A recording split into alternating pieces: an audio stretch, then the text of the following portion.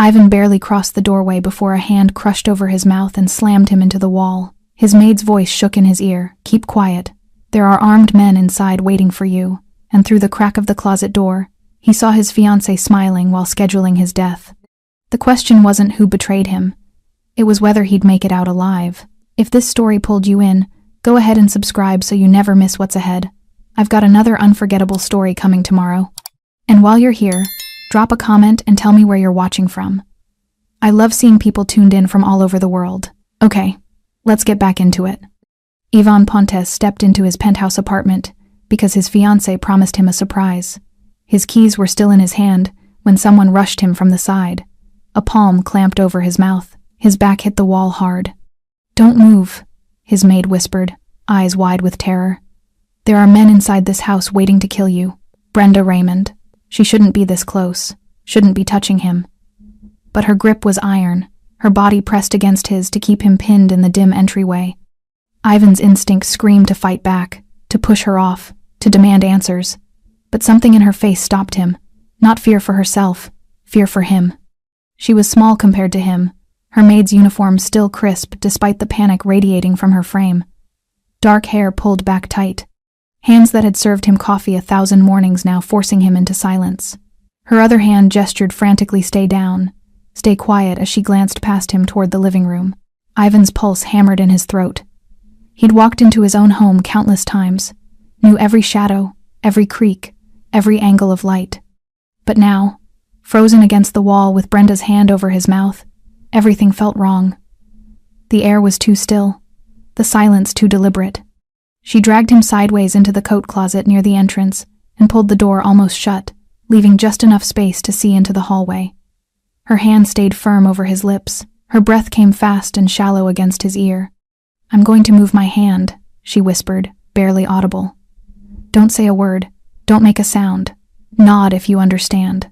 Ivan nodded. Her palm lifted slowly, ready to clamp back down if he so much as inhaled wrong. But he stayed silent. Brenda positioned herself so they could both see through the narrow gap. Her body was tense, coiled, like she'd bolt at the first wrong move. Through the crack, Ivan could see into his own living room. Movement near the windows. A shadow shifted too tall, too unfamiliar. Then a man stepped into full view, tall, armed, checking his watch like he was early for an appointment. Ivan's stomach dropped. The man wore tactical black, a pistol holstered at his hip, another in his hand held low and ready. He moved like someone comfortable with violence, like someone who'd done this before.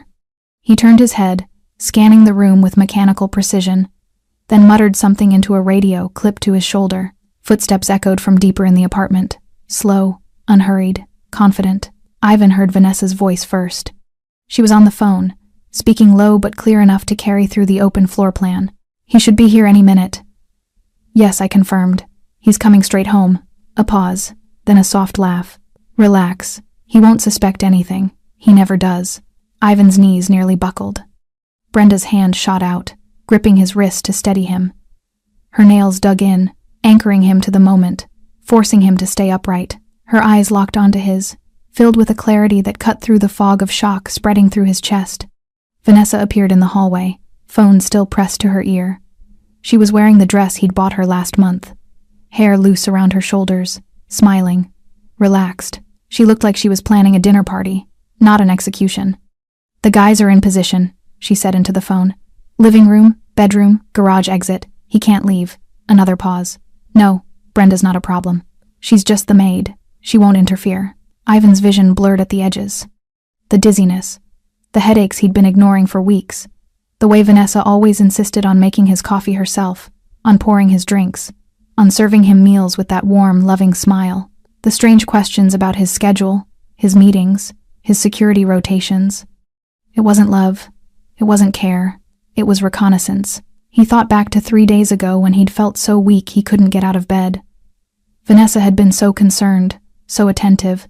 She'd brought him soup, water, pills she said were vitamins. He'd taken them without question. Why would he question her?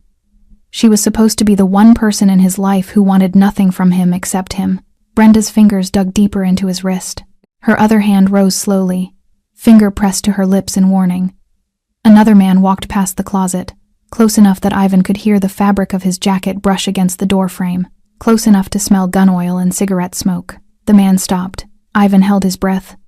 Brenda didn't move, didn't blink. She stared at Ivan with an intensity that felt like a command. Do not breathe. Do not exist. The man's radio crackled. Anything? Negative. Front entry's clear. He's not here yet. He will be. The woman said 20 minutes. We've got time. The man moved on, boots heavy against the marble floor. Vanessa's voice drifted closer. I have to go. He'll be here soon, and I need to look surprised. She laughed again, light and easy. Yes, I'll call you after. This'll be over by tonight. Over by tonight. Ivan's whole body went cold. Vanessa walked past the closet. So close Ivan could see the bracelet he'd given her for her birthday glinting on her wrist. She paused in front of the hallway mirror, checking her reflection, adjusting her lipstick, preparing to greet him, preparing to watch him die. She looked beautiful. She looked happy. Brenda leaned in, her lips almost touching Ivan's ear, and whispered the words that made everything real. If you walk out there now, you won't walk out at all. Ivan stared through the gap at his own apartment, the place he'd fortified, the place he'd trusted, the art on the walls he'd chosen, the furniture Vanessa had rearranged, the kitchen where she'd made him breakfast this morning, kissed him goodbye, told him she loved him. And just like that, Ivan Pontus understood. The most dangerous place in the world wasn't a rival's territory. It wasn't a back alley ambush or a boardroom betrayal. It was here, in his own home, with the woman he'd let inside every wall he'd ever built. And if not for Brenda Raymond, the maid he barely noticed, the one who cleaned his floors and restocked his towels without a word, he would already be dead. Ivan had never been a man who believed in love at first sight. He'd built an empire on suspicion. Every handshake was a potential betrayal. Every smile hid a knife. Every word spoken in his presence was weighed, measured, analyzed for hidden meaning. Trust was a luxury he couldn't afford, and sentiment was a weakness that got men like him killed. For 15 years, he'd lived that way, alone in a fortress of his own making. The penthouse had been designed with paranoia as its blueprint: bulletproof windows, reinforced walls, biometric locks on every door, security cameras in every corner except his bedroom and bathroom, the only privacy he allowed himself. 3 escape routes, panic buttons hidden in 6 different locations, a gun safe in the closet, another under the bed, a third behind the false panel in the kitchen. He'd lived there for 8 years without ever feeling unsafe. Brenda Raymond had been his only constant.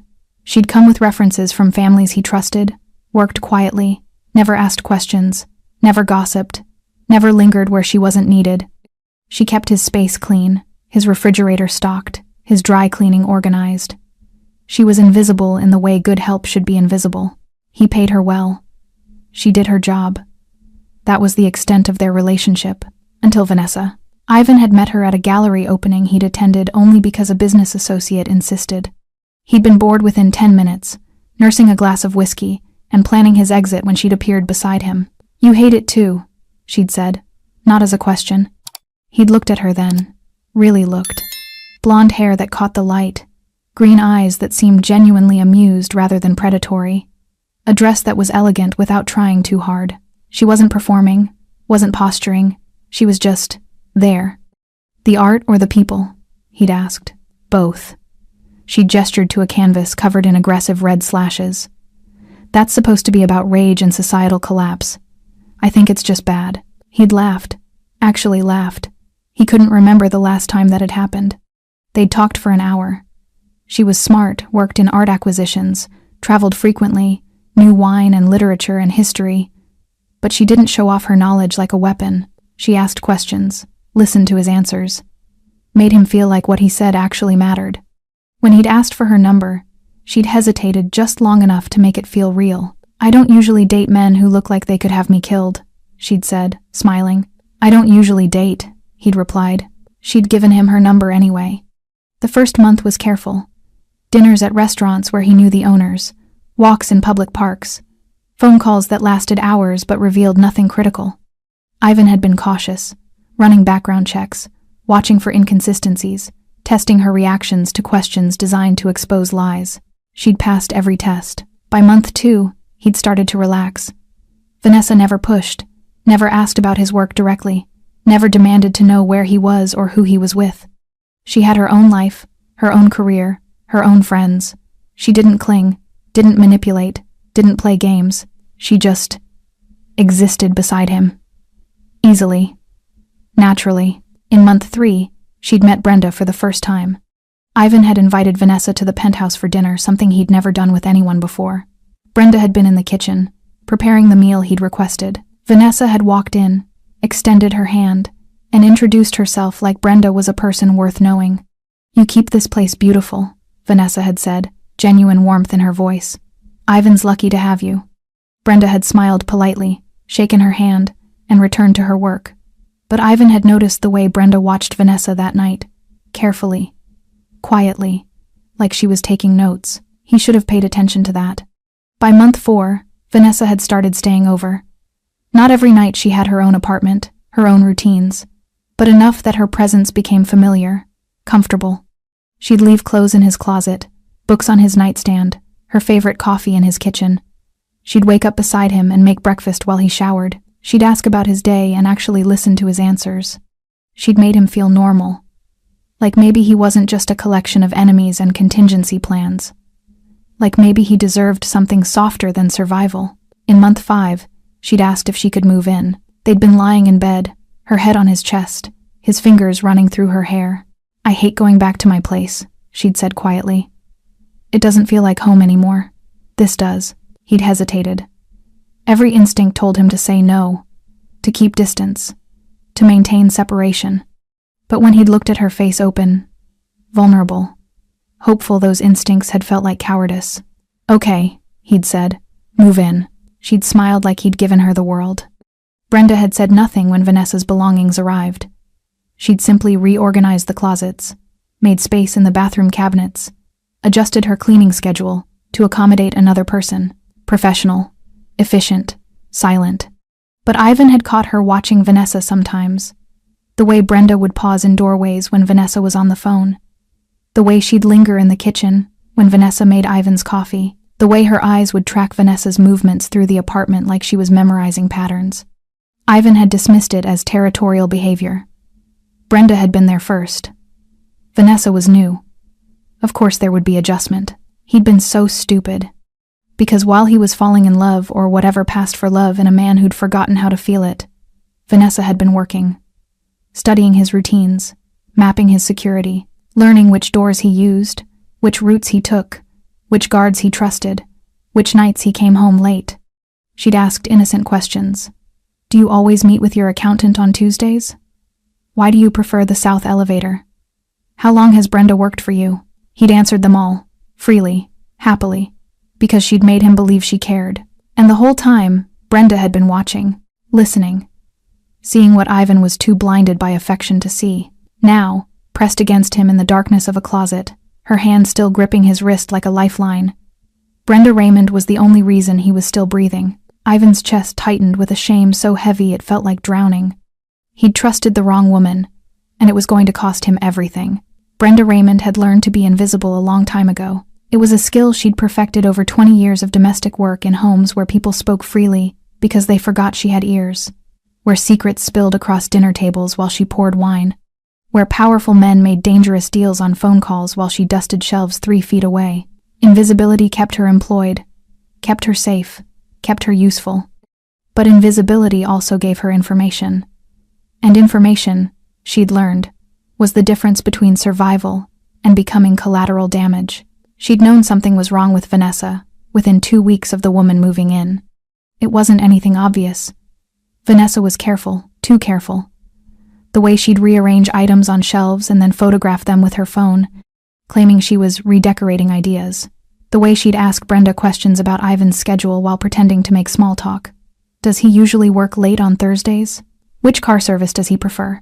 Does he ever come home unexpectedly? Normal questions from a girlfriend learning her partner's rhythms. Except Vanessa's eyes were always sharper than her smile. Brenda had worked for dangerous men before. She knew what real affection looked like versus performance. She'd seen wives who genuinely loved their husbands, and she'd seen wives who were waiting for the right moment to cash out. Vanessa had the mechanics of love down perfectly.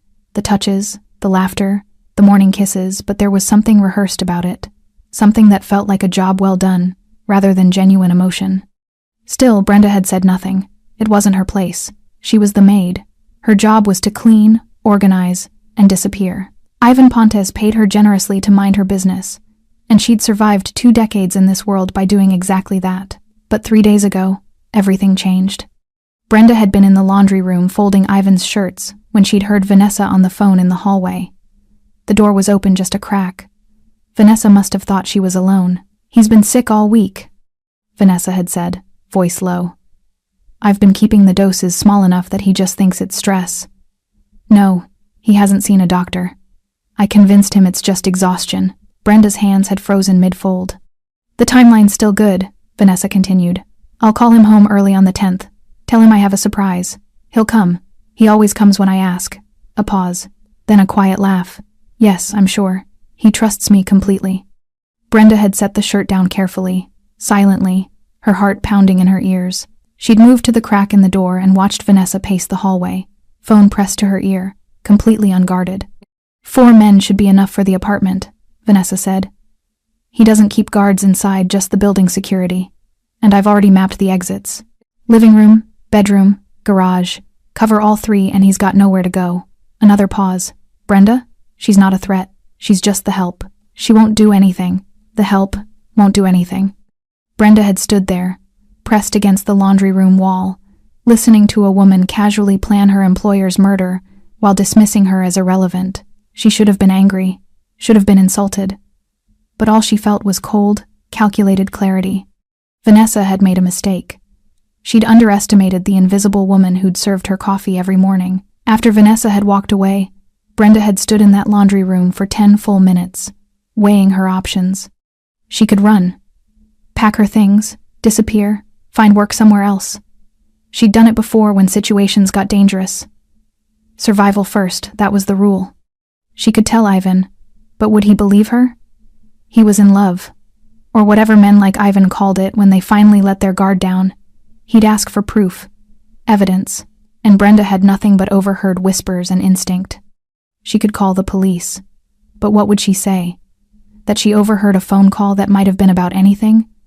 That she had a bad feeling about her employer's girlfriend? They'd dismiss her in minutes. Or she could stay, watch, wait, and be ready. Brenda had chosen to stay. For the next 3 days, she'd kept her routines exactly the same. She'd cleaned, cooked, organized, and smiled politely at Vanessa when their paths crossed.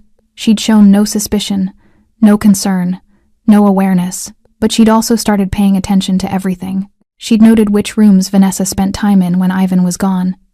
She'd watched Vanessa take photos of the security panel by the front door, the keypad for the garage, the lock on Ivan's office. She'd seen Vanessa test the windows, check sightlines, pace the hallways like she was memorizing distances. Vanessa was building a blueprint, and Brenda was watching her do it. Yesterday, Vanessa had made another call. Brenda had been in the kitchen, chopping vegetables for dinner, when she'd heard Vanessa's voice from the living room. "Tomorrow, February 10th. I'll call him around 3 and tell him to come home early. He'll be here by 4. A pause. "Yes, I'm certain. He'll come alone. He always does when I ask him to." Brenda had gripped the knife tighter, forcing her hands to stay steady. "You'll have at least an hour before anyone realizes he's missing," Vanessa continued. "I'll be gone by then. Account transfer happens the moment you confirm it's done." That's when Brenda had understood the full picture. This wasn't just a hit. It was a transaction. Vanessa had been paid to deliver Ivan Pontes to his executioners, paid well enough to risk everything, and today was the day. This morning, Brenda had watched Vanessa call Ivan, voice sweet and excited, telling him she had a surprise that couldn't wait. She'd watched Vanessa end the call, check the time, and smile to herself like she'd just won something. Then, an hour ago, the men had arrived. 4 of them, just like Vanessa had said. They'd entered through the service entrance, the one Vanessa had unlocked from the inside. They'd moved through the apartment with practiced efficiency, positioning themselves exactly where Vanessa had told them to. Living room, bedroom hallway, garage exit. Brenda had been in the kitchen when they'd arrived. One of them had looked at her, dismissed her instantly, and turned away. Just the help, not a threat. She'd stayed in the kitchen, hands shaking, mind racing. She could still leave, slip out through the service entrance while they were distracted, disappear before the violence started. But then she'd thought about Ivan Pontes. The man who'd never been cruel to her, who'd paid her fairly, respected her space, trusted her with his home. The man who'd been so lonely for so long that he'd let a beautiful liar walk through every defense he'd ever built. He didn't deserve to die because he'd wanted to be loved. So when Brenda had heard the elevator chime when she'd realized Ivan was here, early, walking into an execution he didn't know was waiting, she'd made her choice. She'd run to the entryway, grabbed him, silenced him, saved him. And now, pressed against him in the darkness of a closet, her hand still covering his mouth, Brenda Raymond was no longer invisible. She was the only thing standing between Ivan Pontus and a bullet. They couldn't stay in the closet forever. Ivan's breathing had steadied, but Brenda could feel the rage building in him, tight, coiled, dangerous. His jaw was clenched so hard she could see the muscle jumping beneath his skin. His eyes tracked every shadow moving past the crack in the door with the focus of a predator forced into prey's position. She knew that look. She'd seen it in other men moments before they did something catastrophically stupid. Brenda leaned closer, her lips nearly touching his ear. "We need to move, now, while they think you're not here yet." Ivan's eyes snapped to hers. He nodded once, sharp and controlled. She slowly released her grip on his mouth, her hand hovering close in case he forgot himself and spoke. But he remained silent, watching her with an intensity that made it clear he was letting her lead. For now. Brenda pressed her eye to the crack again. The armed man in the living room had moved toward the windows, back turned. Vanessa had disappeared deeper into the apartment, probably to the bedroom to wait. The hallway was clear for the moment. "The service corridor," Brenda whispered. "Behind the kitchen. It leads to the back stairwell. They'll have it covered." Ivan breathed back. "Maybe, but it's our only chance. The elevator's too exposed, and the front door is..." Footsteps. Heavy. Close. Brenda's hand shot back over Ivan's mouth as a second armed man walked past the closet, this one speaking into his radio. Position check. Sound off. A crackle of static. Living room clear. Another voice. Bedroom hallway secure. A third. Garage exit locked down. Copy. Target should arrive in 15 minutes. Stay sharp. The man moved on, boots echoing against the marble floor. 15 minutes. They thought they still had 15 minutes before Ivan arrived. Brenda pulled her hand away again. "They're expecting you later. If we move now..." A door opened somewhere deeper in the apartment. Vanessa's voice called out, closer than before. "Brenda, are you still here?" Ivan's whole body went rigid. Brenda felt him start to move, felt the violence coiling in his muscles, ready to explode. She grabbed his arm, her nails digging in hard enough to hurt, and shook her head frantically. "Not yet. Not yet. Brenda?" Vanessa's footsteps approached the kitchen. "I thought you'd left already. I gave you the afternoon off, remember?" Brenda's mind raced. She had to answer. If she didn't, Vanessa would come looking. And if Vanessa found the closet door closed when it was usually open, she squeezed Ivan's arm once stay, and then slipped out of the closet before he could stop her. She pulled the door shut behind her, leaving it open just a crack, and stepped into the hallway. Her heart hammered so hard she was sure Vanessa would hear it, but she kept her face calm, neutral, professional. Vanessa appeared from the kitchen, surprised. "Oh, you're still here." "I was just finishing the laundry," Brenda said, voice steady despite the terror screaming through her veins. "I'll leave now." Vanessa studied her for a moment, something calculating flickering behind those green eyes. Then she smiled, warm, friendly, completely false. "No rush. Actually, could you help me with something first? I'm trying to move the credenza in the bedroom. It's heavier than I thought." A test. Brenda could feel it. Vanessa was testing her, watching for any sign that something was wrong. "Of course," Brenda said. She followed Vanessa down the hallway, away from the closet where Ivan was hidden, every step feeling like a betrayal. But she had no choice. If she refused, if she ran, Vanessa would know something was wrong, and then the men would search the apartment. They'd find Ivan in seconds. The bedroom was at the far end of the penthouse. As they walked, Brenda saw one of the armed men positioned in the hallway near Ivan's office.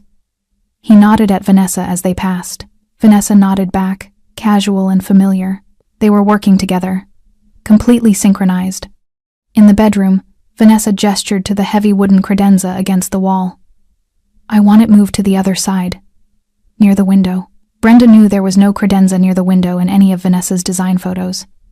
This was busy work, a way to keep Brenda occupied. a way to make sure she wasn't where she shouldn't be when Ivan arrived. The window? Brenda asked, playing along. Better light, Vanessa said smoothly. She checked her phone, then slipped it into her pocket. I want everything perfect for when Ivan gets home. He's had such a hard week. The casual cruelty of it, the way Vanessa spoke about him with affection while planning his murder, made Brenda's stomach turn. They moved the credenza together, Brenda's mind racing through scenarios. Ivan was still in the closet, alone, probably seconds away from doing something reckless. She needed to get back to him, needed to get them both out before. You've worked for Ivan a long time, haven't you? Vanessa asked suddenly. Brenda looked up. Vanessa was watching her with that same calculating expression, like she was solving a puzzle. 8 years, Brenda replied. Do you like working for him? He's a good employer. He trusts you. It wasn't a question. Brenda kept her expression neutral. I do my job. Vanessa smiled, but it didn't reach her eyes. You're very loyal. I admire that. She tilted her head slightly. You'd tell me if something was wrong, wouldn't you? If you saw something strange or concerning? The room felt smaller suddenly, tighter. Brenda met Vanessa's gaze directly. What would be wrong? For a moment, they just stared at each other. Two women who'd served the same man in different ways, now standing on opposite sides of something deadly. Then Vanessa's phone buzzed. She pulled it out, glanced at the screen, and her smile widened. He's on his way. He just texted. He'll be here in 5 minutes. Brenda's blood went cold. 5 minutes. But Ivan was already here, already inside. And in 5 minutes, when he didn't arrive, when Vanessa realized something was wrong. You can go now, Vanessa said, her tone dismissive. I want to surprise him alone. Brenda nodded, turned, and walked toward the bedroom door, her mind screaming. She had to get to Ivan, had to get him out, had to. A hand grabbed her arm. Brenda spun. Vanessa was standing closer than she should be, her grip firm, her smile gone. Where were you when I called for you? Vanessa asked quietly. Really? Brenda's heart stopped. The laundry room, she said. I told you. The laundry room is on the other side of the apartment. You came from the front hallway. Vanessa's eyes narrowed. Why were you near the front door, Brenda? The silence stretched between them like a blade, and somewhere in the distance, Brenda heard the closet door creak open. The gunshot shattered the silence before Brenda could answer. It came from the front of the apartment, a sharp crack that echoed through the penthouse like thunder. Vanessa's head whipped toward the sound, her grip loosening on Brenda's arm for just a second. That second was enough. Brenda yanked free and ran. She sprinted down the hallway toward the chaos, her mind screaming one thought. Ivan, what did you do? Behind her, Vanessa shouted. He's here! He's already here! Brenda rounded the corner into the living room and saw everything unfolding in terrible slow motion. Ivan had emerged from the closet, had obviously tried to reach the service corridor while Brenda was gone.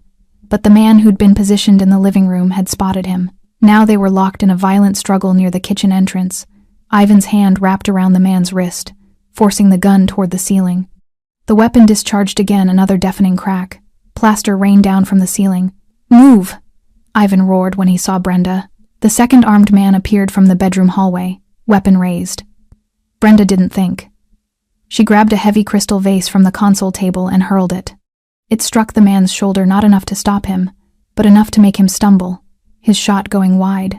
Ivan used the distraction. He twisted hard, slamming the first man against the wall with brutal force. The gun clattered to the floor. Ivan dove for it. Garage! Brenda screamed. Go! She didn't wait to see if he followed. She ran for the kitchen, hearing footsteps pounding behind her. Ivan's, she hoped, not the gunman's. The service door was ahead. The one that led to the back stairwell and down to the parking garage. Another shot exploded behind them. Wood splintered from the doorframe as Brenda crashed through it. Ivan was right behind her, the stolen gun in his hand, his face a mask of focused rage. They hit the stairwell at a dead run. How many? Ivan gasped as they descended. 4, maybe more by now. Vanessa? She knows you're here. Ivan's jaw tightened, but he said nothing. They took the stairs 2 at a time, their footsteps echoing in the concrete chamber. Above them, the stairwell door burst open. Shouts, more footsteps. They reached the garage level and exploded through the door into the underground parking structure. The space was dimly lit, filled with rows of expensive cars belonging to the building's wealthiest residents. Ivan's vehicles were in the reserved section near the private elevator, a black sedan, an SUV, and his motorcycle. Which one? Brenda asked, running beside him. Sedan. Bulletproof glass. They sprinted across the concrete, weaving between parked cars. Brenda could hear the stairwell door slam open behind them, could hear the men entering the garage. She didn't look back. Ivan reached the sedan first, yanking open the driver's door. Get in! Brenda ran around to the passenger side just as the first bullet sparked off the concrete pillar beside her head. She ducked instinctively, stumbling. The second bullet shattered the side mirror of the car next to her. Ivan fired back 3 controlled shots that sent the gunman diving for cover. Brenda, now! She threw herself into the passenger seat. Ivan was already behind the wheel, jamming the key into the ignition. The engine roared to life. A man appeared directly in front of them, weapon raised. Ivan didn't hesitate. He slammed the accelerator. The sedan surged forward with a violence that threw Brenda back against her seat. The gunman dove aside at the last second, rolling across the hood of a parked Mercedes. More gunfire erupted. Bullets hammered against the rear window the bulletproof glass held, but each impact sounded like the world ending. Spiderweb cracks bloomed across the surface. Get down! Ivan shouted. Brenda ducked low as Ivan whipped the wheel, tires screaming as the sedan fishtailed around a corner. The exit ramp was ahead, the barrier arm lowered. Ivan didn't slow down. The sedan hit the barrier at 40 miles per hour. The wooden arm exploded into splinters. They burst out onto the street, narrowly missing a taxi. Horns blared, brakes squealed.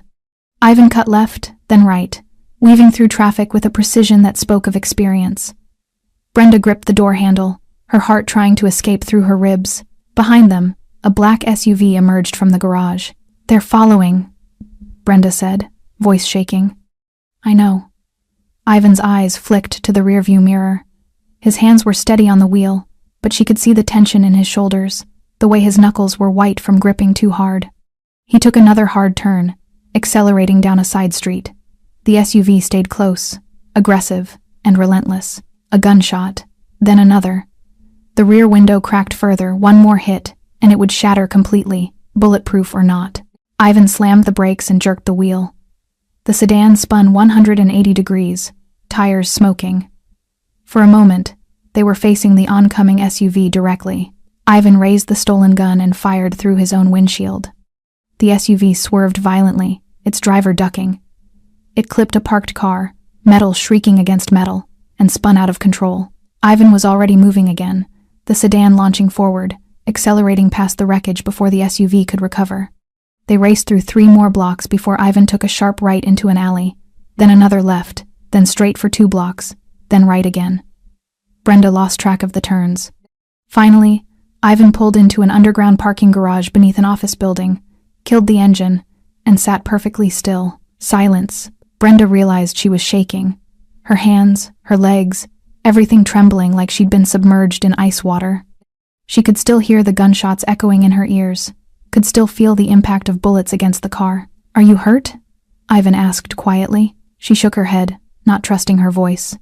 Ivan stared straight ahead through the shattered windshield, his jaw tight, his breathing controlled.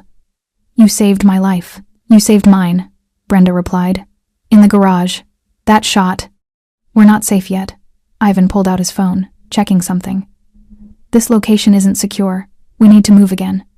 I have a safe house 20 minutes from here. No one knows about it. Not even. He didn't finish the sentence. Didn't need to. Not even Vanessa. Brenda watched him, this man who'd been so confident, so untouchable just hours ago. Now he looked hollowed out, betrayed. Dangerous in a way that had nothing to do with violence and everything to do with broken trust. Ivan, she said carefully. What are you going to do? He turned to look at her then, and his eyes were cold as winter. I'm going to find out exactly who wants me dead. And then I'm going to make sure they regret it. The safe house was nothing like the penthouse. It sat in a quiet residential neighborhood 40 minutes outside the city, a modest 2-story home with faded blue siding and an overgrown front yard that made it blend seamlessly with the surrounding houses. No security cameras visible, no reinforced anything. Just an ordinary house on an ordinary street where no one would think to look for a man like Ivan Pontes, which was exactly the point. Ivan parked the damaged sedan in the detached garage, closing the door behind them before either of them stepped out. The silence inside felt suffocating after the chaos of the last hour. Brenda's legs nearly gave out when she stood. The adrenaline was wearing off, leaving behind exhaustion so profound it felt like gravity had doubled. She steadied herself against the car, taking slow breaths. Ivan noticed. "Inside. You need to sit down." He led her through the garage door into a small kitchen that looked like it hadn't been used in months. Everything was clean but sparse. A table with 2 chairs, basic appliances, cabinets that probably held canned goods, and little else. Brenda sank into one of the chairs, her hands still trembling slightly. Ivan moved to the sink, filled 2 glasses with water, and set one in front of her. "Drink," he said. She did, the cold water grounding her. Ivan drank his standing, staring out the small window above the sink at the backyard. From here, he looked smaller somehow, less like the untouchable Mafia boss, and more like a man trying to process the fact that the woman he'd loved had sold him to executioners. The silence stretched between them for a long moment. "Thank you," Ivan said finally, not turning around.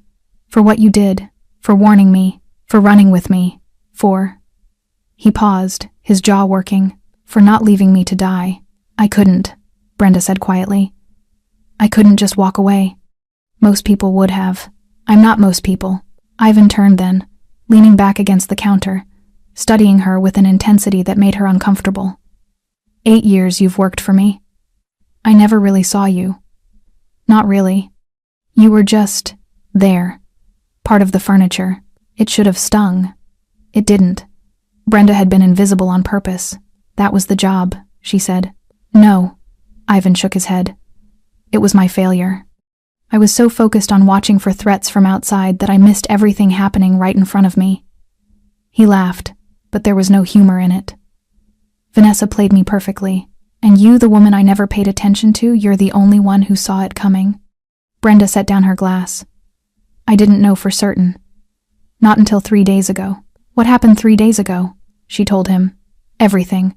The overheard phone call, the mentions of doses and timelines, Vanessa mapping the apartment, the men arriving this morning. Every detail she'd collected while staying invisible, staying silent, waiting for the moment when silence would cost him his life. Ivan listened without interrupting, his expression growing darker with each revelation. When she finished, he was gripping the counter so hard his knuckles had gone white. She was poisoning me, he said, voice hollow. The headaches, the dizziness, the weakness. He pressed a hand to his temple. I thought I was just tired, stressed. She told me I was working too hard. Small doses, Brenda said, enough to weaken you, make you vulnerable, so when the time came, I'd be too sick to fight back. Ivan's laugh was bitter, efficient, I'll give her that. He pushed off from the counter and began pacing the small kitchen like a caged animal. 5 months. 5 months she was in my home, in my bed, in my life, learning everything, reporting everything, planning this. He slammed his fist against the wall. How did I not see it? Because you wanted to trust her, Brenda said gently. Because you were tired of being alone. That's not an excuse. No, but it's the truth. Ivan stopped pacing, his back to her. His shoulders were rigid, his breathing controlled but shallow. I loved her. Or I thought I did. I let her in. Let my guard down. And she, his voice cracked. She was never real. None of it was real. Brenda stood, crossing to where he stood. She kept a respectful distance, but close enough that he could hear her clearly. What she did, that's on her. Not you. You don't get to blame yourself for someone else's evil. Don't I? Ivan turned, and the pain in his eyes was raw. I'm not some naive fool. I've built my life on reading people, on knowing when someone's lying. And she fooled me completely. That makes me weak. No, Brenda said firmly. That makes you human. Human gets you killed in my world. You're not dead. The words hung between them. Simple. Undeniable. Ivan stared at her, something shifting behind his eyes.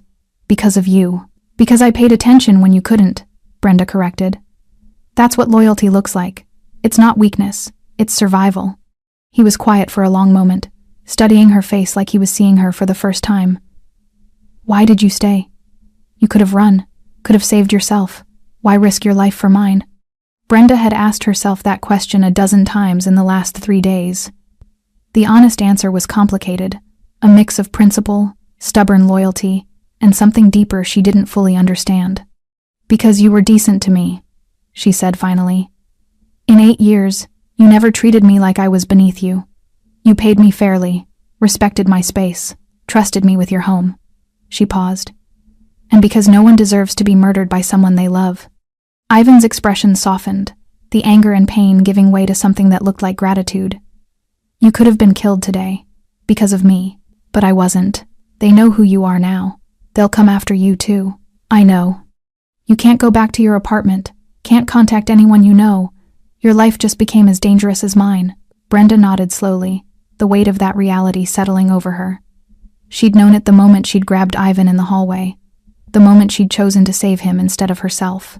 There was no going back now. "Then I guess we figure out what's next together," she said. Ivan looked at her for a long moment, then nodded. "First, I need to know exactly who's behind this. Vanessa's working for someone who wants me dead badly enough to plant a spy in my life for 5 months. How do we find out?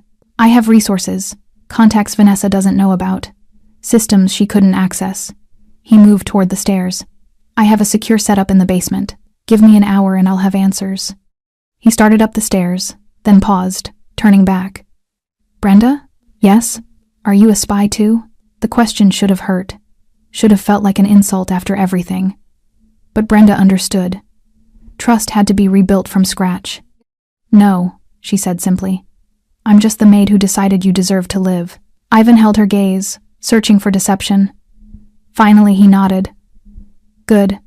Because I'm going to need you." The basement was exactly what Brenda expected from a man like Ivan Pontes. Concrete walls, no windows, a single entrance with a reinforced steel door. And in the center of the room, a desk with 3 monitors, a secure server, and enough encrypted hardware to run a small intelligence operation. Ivan had been down here for 2 hours now. Brenda had stayed upstairs, making coffee from the meager supplies in the kitchen, trying to process everything that had happened, but eventually, curiosity and concern had drawn her downstairs. She found him hunched over the center monitor, his face illuminated by the harsh blue glow. He looked exhausted, haunted, but his eyes were sharp, focused with the intensity of a man hunting for truth. "Anything?" she asked quietly. Ivan didn't look up. "Everything." He pulled up a file, dozens of documents, photographs, phone records. Vanessa Klein. Except that's not her real name. It's Vanessa Kozlov, born in Moscow. Moved to the States 15 years ago with a spotless identity that took me 3 hours to crack. He clicked through images. A younger Vanessa with different hair. Vanessa standing beside men Brenda didn't recognize. Vanessa in locations that looked nothing like art galleries. "She's not an art acquisition specialist," Ivan continued, his voice flat. "She's a freelance operative, works for whoever pays the most. Infiltration specialist. She's done this before, gotten close to targets, gathered intelligence, set them up for elimination." Brenda moved closer, staring at the screen. "How many times?" "At least 4 that I can confirm. 2 in Europe, 1 in South America, 1 in New York." Ivan pulled up another file, obituaries, news clippings about mysterious deaths. All wealthy men, all with ties to organized crime, all killed in circumstances that looked like accidents or internal conflicts. "She's a professional," Brenda said quietly. "The best." Ivan's jaw tightened, and I walked right into it. "She studied me for weeks before we even met. The gallery opening wasn't a coincidence. She engineered it. Knew I'd be there. Knew exactly how to approach me, what to say, how to make me believe it was organic." He opened another file, communications records. "She's been reporting to someone called the broker for the entire 5 months. Every detail, my routines, my security, my vulnerabilities, everything." Brenda scanned the messages. They were clinical, detached. Subject shows increased trust levels. Security protocols identified and cataloged. Emotional attachment confirmed proceeding to final phase. It was like reading a hunter's journal tracking prey. "Who's the broker?" Brenda asked. "That's where it gets interesting." Ivan pulled up another screen. Financial records this time. The money for the job came from a shell corporation based in the Cayman Islands. It took me an hour to trace it back through 6 different accounts. He leaned back in his chair, his expression dark. "It leads to the Constantine family." Brenda's stomach dropped. Even she knew that name. The Constantines ran half the illegal operations on the East Coast. They'd been rivals with Ivan's organization for years, a Cold War that occasionally turned hot, but had never escalated into full conflict. Until now. Alexei Konstantin, Ivan said, pulling up a photo of a silver-haired man in an expensive suit, head of the family. I've had dealings with him, mostly territorial agreements, mutual boundaries. We've had our tensions, but nothing that warranted this. He gestured at the screen. This is personal. This is a declaration of war. Why now? Brenda asked. Ivan was quiet for a moment, scrolling through more files. 3 months ago, I acquired a shipping contract that the Konstantins wanted. It was worth millions, but more than that, it gave me access to routes they'd been using for years. I didn't take it to hurt them, I took it because it was good business. He clicked through emails between Konstantin associates. But Alexei took it personally, saw it as disrespect, an insult, and rather than coming at me directly, he hired Vanessa to destroy me from the inside. They wanted you dead, Brenda said, but they also wanted you humiliated, broken. Exactly. Ivan's voice was bitter. What better way to destroy a man like me than to prove he could be fooled by something as simple as a woman's smile? To show the world that Ivan Pontes, the man who trusts no one, could be led to slaughter by his own heart. He pulled up more files, surveillance photos of Vanessa, meeting with known Konstantin operatives, bank transfers, showing payments at regular intervals throughout the 5 months, communications confirming the hit planned for today. The assassins in the apartment were Konstantin's men, Ivan said. Vanessa was supposed to keep me calm, keep me in place until they could execute me cleanly. Then she'd disappear. The Konstantins would claim someone from my own organization turned on me. My death would look like internal betrayal, not outside interference. Divide your people, Brenda said. Make them suspicious of each other. Collapse my operation from within while they took over my territory. Ivan nodded. It's brilliant, really. If it had worked, they would have destroyed me without firing a shot in public. He closed the files and turned to face Brenda. The exhaustion was gone now, replaced by cold, calculated fury. But it didn't work. Because you heard a phone call they didn't know you were listening to. Brenda leaned against the desk, processing everything. What happens now? Now? Ivan stood, his expression hardening into something dangerous. Now I make sure Alexei Konstantin regrets the day he decided to come after me. You're going to kill him. No. Ivan's smile was sharp, predatory. Death is too quick, too clean. I'm going to dismantle everything he's built, piece by piece. I'm going to take his territory, his money, his reputation. I'm going to make him watch while everything he values crumbles. And Vanessa? Ivan's expression went dark. Vanessa is still out there, still dangerous. She knows I survived. She knows you helped me. Which means she's already planning her next move. He pulled up one final screen, a tracking application showing a single blinking dot moving through the city. I planted a tracker in her bracelet 2 months ago. Standard precaution. She doesn't know it's there. The dot was stationary now, located at an address in the financial district. She's at the Konstantin building, Ivan said. Probably reporting her failure, probably trying to salvage the operation. Brenda stared at the dot, her heart rate picking up. You're going after her. I need to know everything. Every detail of the plan. Every person involved. Every contingency they prepared. Ivan's voice was ice. And Vanessa is going to tell me, whether she wants to or not. She'll be protected. Konstantin won't leave her exposed. I know. Ivan moved toward a locked cabinet in the corner, pulling out a key, which is why I'm not going in alone. He opened the cabinet, revealing weapons, handguns, rifles, tactical gear, everything needed for a small war. I have people I can call, he continued. People Vanessa doesn't know about. People who've been waiting for my signal. He began selecting items methodically. I'm going to extract her, bring her somewhere secure, and then I'm going to get every answer I need. Brenda watched him arm himself, transformation happening before her eyes. The wounded man from an hour ago was gone. This was the Ivan Pontes the city feared. Cold, precise, unstoppable. What do you need me to do? She asked. Ivan paused, looking at her. Stay here, stay safe. This part. No, he blinked. Brenda. You said yourself. They know who I am now. They'll come for me eventually. And I didn't save your life just to sit in a basement waiting to be found. She stepped forward. I'm in this, all the way, so tell me what you need. Ivan studied her for a long moment. Then slowly, he nodded. All right, he said. Then we do this together. The Constantine building was a glass tower in the financial district. 30 floors of legitimate business operations, concealing the empire underneath. Ivan had been inside twice before, both times for tense negotiations that had ended with handshakes instead of gunfire. Tonight would be different. They sat in a nondescript van 3 blocks away, watching the building through a live feed from cameras Ivan's team had positioned hours earlier. His people had moved fast, 6 men he trusted absolutely, all of them veterans of situations exactly like this. Brenda watched the monitors, her hands steady now despite the fear coiling in her stomach. She'd insisted on coming, and Ivan had reluctantly agreed, but only if she stayed in the van. "You're my eyes," he'd said. "If something goes wrong, you run. You disappear. You survive." She'd nodded, knowing she wouldn't run. Not anymore. Target still on the 18th floor. One of Ivan's men reported from his position across the street. Conference room. 3 guards outside. Constantine's with her. Ivan studied the feed, his expression unreadable. Vanessa sat at a conference table, her posture relaxed despite the failure of her mission. Alexei Constantine stood near the window, gesturing as he spoke. They looked comfortable together. Familiar. "How long has she worked for him?" Brenda asked quietly. "According to the records, this was her first job for Constantine directly," Ivan replied. "But they've used the broker before. It's possible they've crossed paths." On screen, Vanessa laughed at something Constantine said.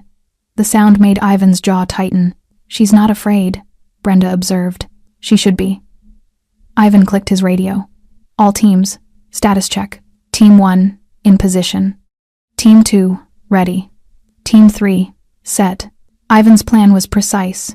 Create a diversion on the ground floor, draw security down, extract Vanessa during the chaos. Clean, efficient, minimal casualties. He wasn't here to start a war. Just to take back what belonged to him. "Execute in 30 seconds, Ivan ordered. Brenda watched the timer count down. Her heart hammered against her ribs.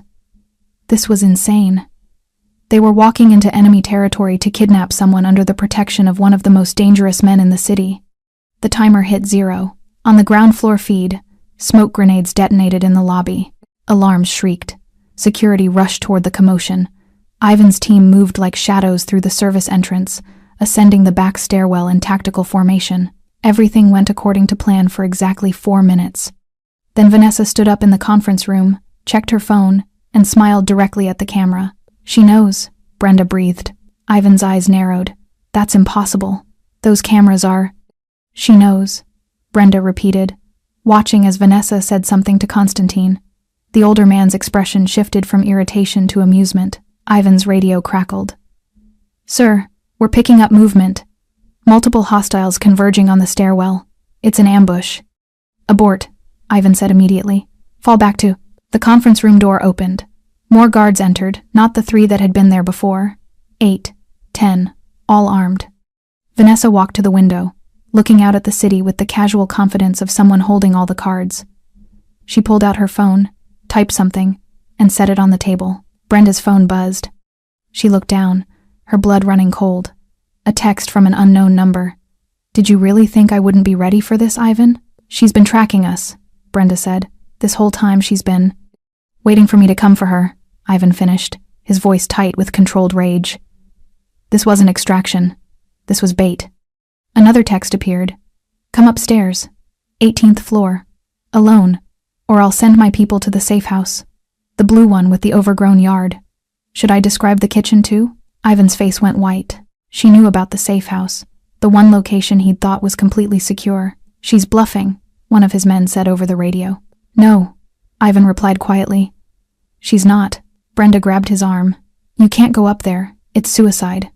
If I don't, she'll send people to the house. She'll kill everyone in this van. She'll—" He stopped, looking at Brenda with an expression that was part anger, part something that looked dangerously like despair. "She's thought of everything. Again." Another text. 5 minutes, Ivan. After that, people start dying, starting with Brenda." The van went silent. Ivan stared at the phone, his hands trembling slightly the first time Brenda had seen him lose control. "She's going to kill me the moment I walk in that room. Then don't go. If I don't." "Then we all run," Brenda interrupted. "Right now. Disappear before she can. I can't run from this." Ivan's voice was hollow. "She'll never stop. Constantine will never stop.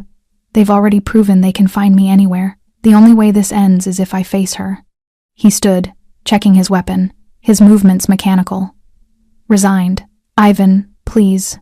He looked at her, really looked at her, and for a moment she saw the man beneath the armor, tired, hurt, still reeling from the betrayal that had shattered his carefully constructed world. I loved her, he said quietly. Even knowing what she is, what she's done, part of me still. He didn't finish. That's what she's counting on, Brenda said. She wants you emotional, compromised. That's her weapon. I know. Then don't give it to her. Ivan was quiet for a long moment. Then he pulled out his phone and typed a response. Coming up, alone. You touch anyone in this van, and Constantine loses his shipment routes tonight. I've got dead man switches on every account. You know I'm not bluffing. He hit send, then looked at his team. If I'm not back in 20 minutes, activate Protocol 7. Scatter and regroup at the secondary location. Sir, that's an order. Ivan moved toward the van door. Brenda stepped in front of him. Let me come with you. No. She expects you alone, but she doesn't know I'm here. I could, Brenda. Ivan's voice was gentle but firm. You've done enough. You've saved my life twice. I won't let you risk it again for my mistakes. This isn't about mistakes. Yes, it is. He smiled sadly. I let her in. I trusted her. I loved her. And now I have to face the consequences of that, alone. He stepped around her, opened the van door, and disappeared into the night. Brenda watched him go, her heart sinking. She turned back to the monitors, watching as Ivan entered the building, took the elevator to the 18th floor. The doors opened. Guards surrounded him immediately, weapons drawn. Ivan raised his hands slowly, letting them disarm him. They searched him roughly, professionally, then stepped aside. Vanessa stood at the end of the hallway, backlit by the conference room lights. She looked exactly as she had in the penthouse that morning, beautiful, poised, completely in control. Ivan walked toward her. Brenda could see his shoulders rigid, his jaw tight. They faced each other in the doorway. Vanessa said something Brenda couldn't hear. Ivan replied. Then Vanessa smiled, warm, affectionate, devastating, and reached up to touch his face. Ivan didn't pull away. Brenda's stomach twisted. No, she whispered, don't. But Ivan was leaning into the touch, his eyes closing briefly, his expression crumbling into something that looked like pain and longing and terrible, destructive hope. Vanessa was still his weakness, and she knew it. Ivan knew he was being a fool. He knew it the moment Vanessa's hand touched his cheek, knew it when she smiled at him with that same warmth that had made him believe, for 5 perfect months, that he could be more than what he was. But knowing didn't stop the ache in his chest. You came, Vanessa said softly, her thumb brushing his jawline. I wasn't sure you would. You threatened my people. I knew you'd care about that. She tilted her head, studying him. You always did care too much about loyalty. It's your greatest weakness. Ivan forced himself to speak. Why? Why what? Why any of it? The gallery, the dinners, the mornings in my kitchen. His voice caught. Was any of it real? Vanessa's smile didn't falter. Does it matter? Yes. She considered this, then gestured to the conference room behind her. Come inside. Let's talk properly. Just us. Every instinct screamed trap. But Ivan had known this was a trap before he'd stepped into the elevator. He'd come anyway, because running would mean spending the rest of his life looking over his shoulder, and because, God help him, he needed to hear her answer. He followed her inside. The conference room was empty now. Constantine and his guards had stepped out, giving them privacy, or the illusion of it. Ivan spotted at least 3 cameras, probably microphones too. Vanessa moved to the window, looking out at the city lights. You know what I like about you, Ivan? You're predictable. Even now, after everything, you came here because you needed closure, needed to understand. Is that so wrong? It's human. She turned to face him. And humanity is always exploitable. Is that what you did? Exploit me? I did my job. Vanessa's voice was matter-of-fact. I was hired to get close to you, learn your vulnerabilities, and facilitate your elimination. I did exactly that, for 5 months. It takes time to earn real trust. You're not an easy mark, Ivan. I had to be thorough. He stepped closer, searching her face for anything that might be genuine. The morning you made me breakfast, when you told me about your childhood, when you cried watching that movie, was any of it real? Vanessa was quiet for a moment. Then she smiled again, and this time there was something almost sad in it. The best lies are wrapped in truth. Yes, my childhood was difficult. Yes, I cried at that movie. But I cry at every sentimental thing. It's a useful trait in my line of work. And the rest? What do you want me to say, Ivan? That I fell in love with you? That somewhere between the surveillance reports and the poisoned coffee, I developed real feelings? She laughed softly. Would that make you feel better? I want the truth. The truth is complicated. Vanessa moved closer, her voice dropping to something intimate. You were good to me. Kind, even. There were moments when I almost regretted taking this job. Moments when I wondered what it would be like if we'd met differently. If I were someone else. Ivan's heart clenched. But I'm not someone else. I'm exactly who I am. And this, she gestured between them, was never going to end any other way. She was right. He'd known it before coming here. But hearing her say it still felt like a knife twisting in his chest. Constantine paid well, Vanessa continued. And the job gave me access to circles I've been trying to infiltrate for years. You were a means to an end. A very lucrative end. So that's it. Money. Money, reputation, future opportunities. She shrugged elegantly. I'm a professional, Ivan. I don't do this for passion. I do it because I'm very, very good at it. Ivan stared at her, this woman he'd held, trusted, loved. She looked exactly the same as she had that first night at the gallery. Beautiful, charming, utterly unrepentant. What happens now? He asked quietly. Now? Vanessa tilted her head. Now you make a choice. You can try to kill me, which will result in Constantine's guards killing you. You can try to leave, which will result in the same outcome. Or you accept the situation. Walk away. Live your life knowing that you were outplayed, but not destroyed. Constantine gets the message that you're not worth the continued effort. Everyone goes home alive. You think I'll just walk away? I think you're smart enough to recognize a losing position. Vanessa stepped closer, her hand finding his chest. I don't want you dead, Ivan. I never did. That was Constantine's addition, not mine. I argued for a gentler resolution. Her touch made his skin crawl now. He grabbed her wrist, pulling her hand away. Don't. Still hurts? She didn't pull away from his grip. That's good. It means you're still human. Still capable of feeling something. You don't get to touch me anymore. No, she agreed. I suppose I don't. Ivan released her wrist and stepped back. His mind was racing, calculating. The cameras were watching. Constantine's people were outside. This whole conversation was theater designed to break him down, make him emotional, compromised. But Vanessa had made one critical mistake. She'd assumed he came here alone. I have a question, Ivan said. Of course you do. The safe house. How did you find it? Vanessa smiled. I had someone following you from the moment you escaped the penthouse. You led them right to it. Really, Ivan? Did you think I wouldn't have contingencies? And right now? Who's watching it? 2 of Constantine's best men, armed, waiting for my signal. Ivan nodded slowly. Then he pulled out his phone and pressed a button. Vanessa's expression shifted the first genuine surprise he'd seen from her. What did you? The conference room door burst open. Not Constantine's guards, Ivan's team, moving with lethal precision. They'd been in the building the whole time, waiting for his signal. The ambush he'd walked into hadn't been Vanessa's.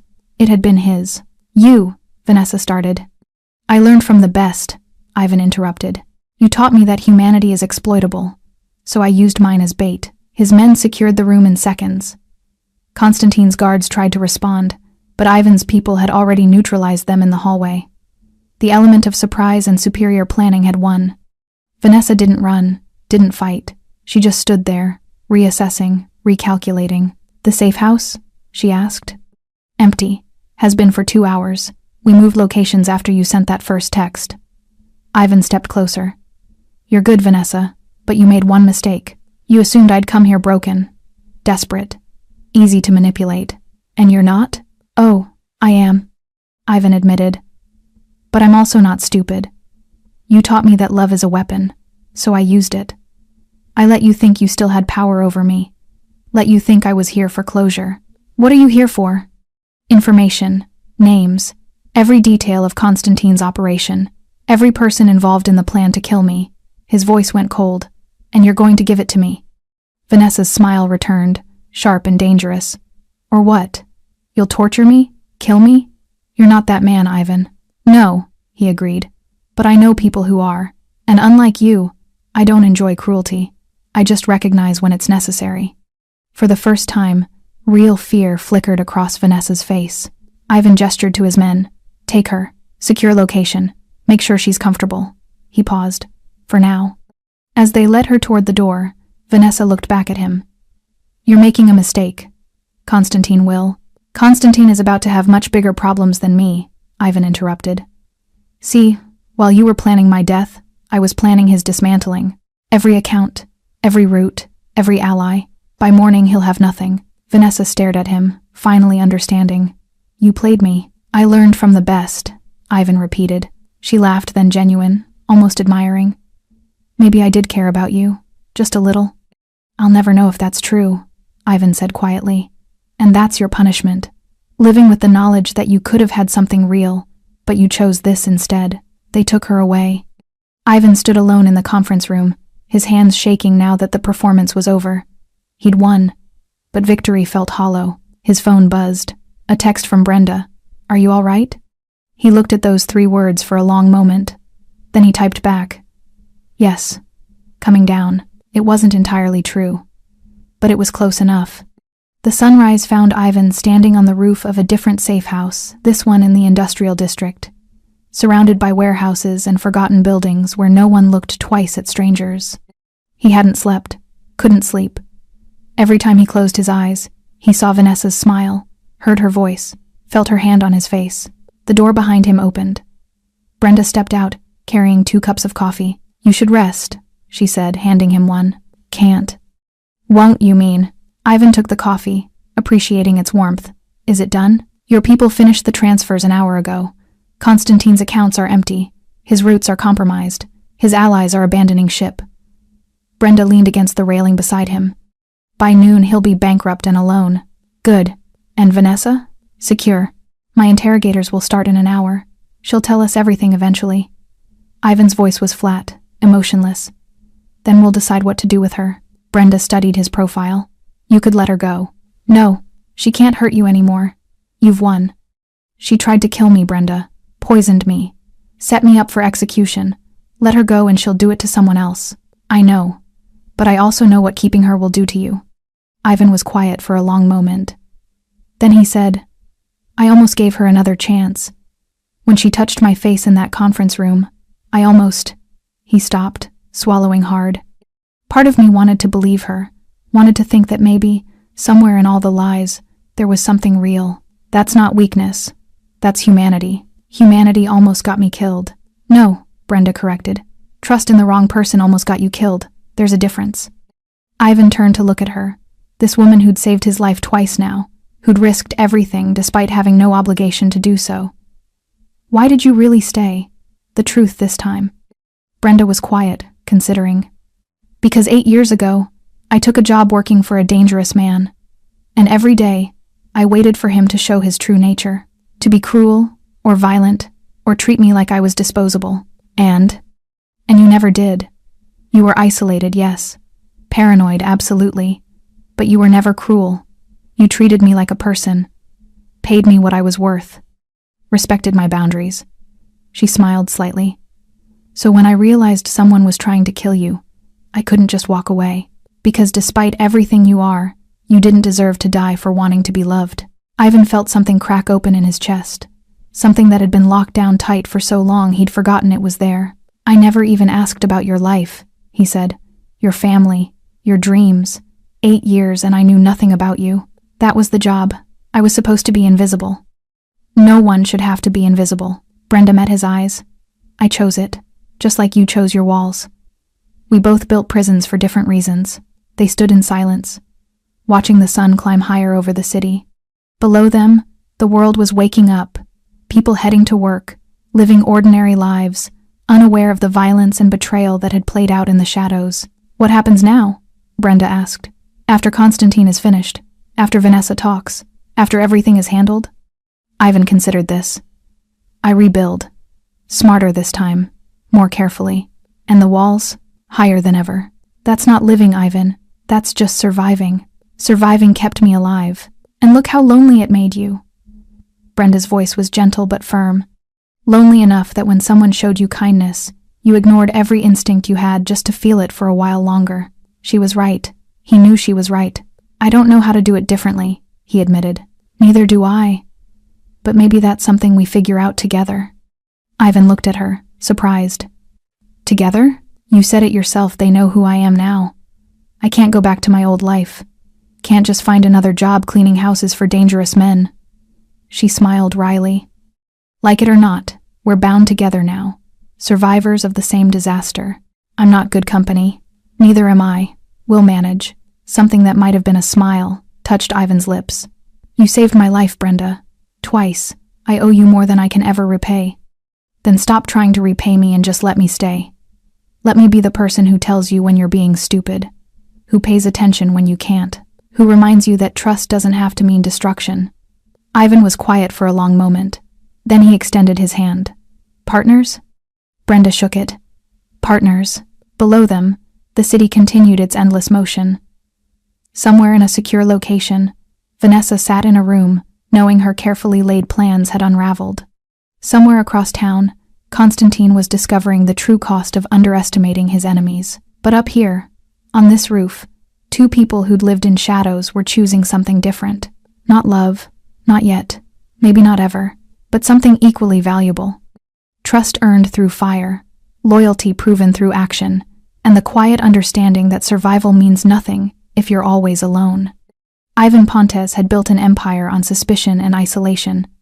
It had protected him for years, but it had also nearly killed him, because he'd forgotten the most important lesson of all. The most dangerous threats don't always announce themselves.